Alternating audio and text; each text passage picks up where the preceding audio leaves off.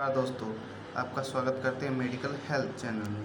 आज बात करेंगे ली कप ड्राई कप में कैसा काम करती है और ये कितने रुपए की आती है, कहाँ अवेलेबल रहती है। देखिए, इसमें आप देख सकते हैं जो साल्ट दिए गए हैं, ये ड्राई कप में बहुत ही लाभकारी साबित होते हैं।